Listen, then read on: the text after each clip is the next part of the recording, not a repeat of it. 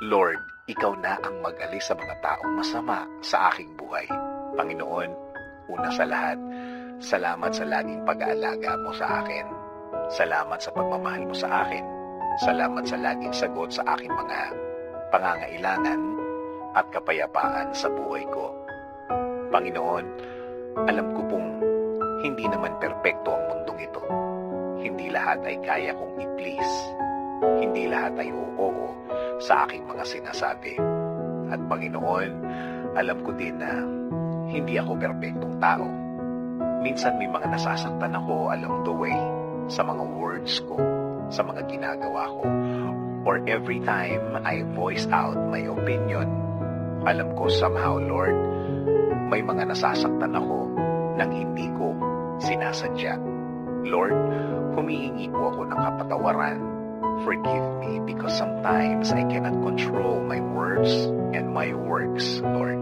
Kahit na mga taong hindi dapat saktan ay nasasaktan ko sa aking mga salita. Forgive me, forgive me, forgive me, Lord.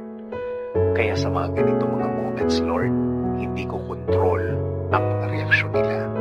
Hindi ko alam kung ano ang nasa isip nila. Kaya Lord, humihingi ako ng proteksyon sa inyo. Panginoon, touch their hearts to forgive me, God. At sana, Lord, bigyan mo ako ng pagkakataon na malinaw ang lahat para sa kanila. Dahil alam ko na ang tunay na anak mo ay mapagkumbaba. Also, Lord, humihingi rin ako ng proteksyon sa mga taong nagbabalak ng masama sa akin at sa aking pamilya. Give us your protection against these people, Lord. Alam ko pong ang mga taong ito ay handang manakit kahit anumang oras.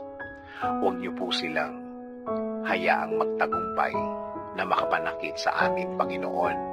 Sa umpisa pa lang ng plano nila, iparealize niyo po sa kanila, Lord, na hindi maganda sa iba ang manakit. Also, Lord, make them realize na hindi rin ito makagaganda para sa kanilang mga buhay, na walang mabuting itutulot ang manakit ng kapwa. Panginoon, patuloy po kaming nakafocus sa inyong proteksyon at pagmamahal sa amin, na alam namin na hindi mo hahayaan na kami saktan nila, na hindi nyo sila hahayaang maging tagumpay sa intensyon nilang masama. Thank you, Lord, for everything. Thank you, Lord, for the love and faithfulness.